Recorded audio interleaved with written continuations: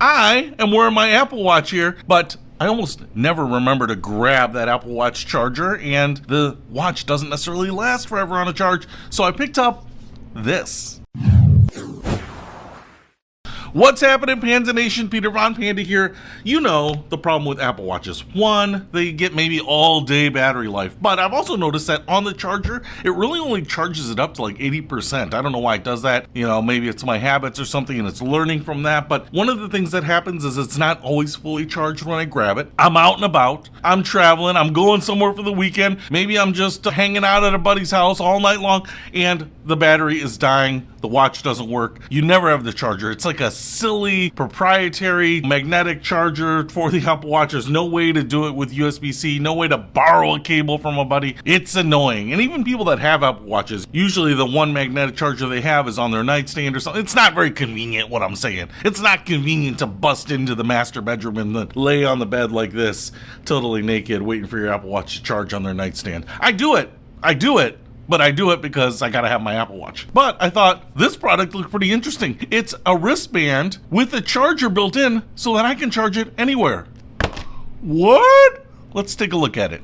All right, so here is my Apple Watch, and there's nothing fancy about it. It just charges on its charger, but we've got this whole band here, which is nice. It's very comfortable, but it doesn't do me any good if I got no power. So I thought we would try this. I'm kind of curious, one, if it works, but also if it's comfortable, because I really like this Alpine Loop, I think they call it. So here's what we get. It looks pretty similar. This material right here actually looks very, very similar to what I've got. You can see it's got the little loop there, so we can do kind of infinite adjustments. We've got the little lug that'll slide in on either side. So we've got kind of the Alpine Loop of Velcro on both sides. But it's this piece right here that's kind of the key piece. You can see there's a little bit of a indentation there. I think that's where it will connect to the Apple Watch. There's just a little bit of magnetism to it, so it's not sliding off, holds it in place. Then you can see we have this rubberized flat cord coming off the side here. If I pull that out, what you can see here maybe is that it has the USB-A type of plug on the end, not the whole enclosed metal collar around it. So you can just plug this into a charger, a power brick, a power bank, something like that, and then just tuck this, I think, back into there. Now we've got the charger with it. So let's go ahead and swap this on and see what it feels like, because I'm gonna actually say that one thing that I was kind of concerned about is that this will be on the inside against your skin, against your wrists. That might not be the most comfortable thing ever. It looks like you can kind of pass it through the wristband like that. I'm not sure why you would do that, but I'm gonna put that in there. Let's get this on the watch and see what it feels like, and then check if it works.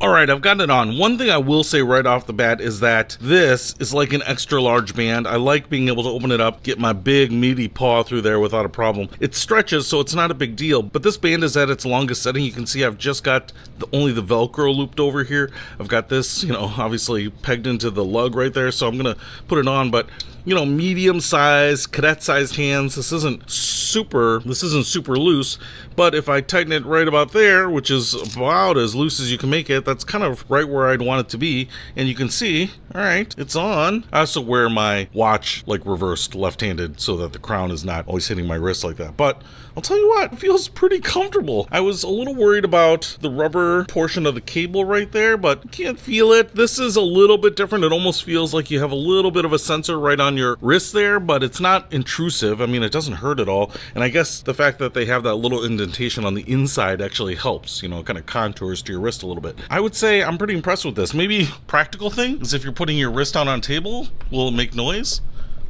Not really. I'm just kind of surprised on that. I guess you're not really resting your wrist on a lot of stuff like that. So, all right, pretty comfortable. Probably my only gripe right now is I wish they made maybe an XL version of this, and maybe they do, but a little longer would probably make it easier to put it on and off. And then also maybe if they made one where the version of the lugs was color-coded to the watch. You know, this one's silver, it looks fine, but, you know, if it were black like these, it would blend in a little bit more. So, now let's plug it in and see if we can actually get the watch charging with it. All right, so I do have a a basic charging block right there. I've got the watch band open like this. One of the things that I realized here is that you need this little cutout because otherwise the charging cable is on the inside of the watch band and it's not going to work. So first thing I'm going to do here is I'm going to bring the watch down to that little charging pad itself and try to get those together, try to mesh them together. Because it's not super magnetic, there's actually a little bit of the springiness of the watch band that's pulling them apart. So I'm going to kind of see if I can overcome that by loosening up the watch band. All right, so now it's on there just like that. The watch is not charging. That also kind of makes me worried a little bit because I might need something to rest the watch on because it might dangle and not charge. So I'm going to go ahead and turn this. I can see the open end of the USB charging opening there, and I'm going to slide it in with the metallic side up with the prongs up because I think they need to touch that middle piece. So I'm going to slide that in there. Okay, and this is what I'm kind of worried about. Kind of dangles there. It's being supported a little bit by the countertop, but the nice thing about this is you can see that it says charging.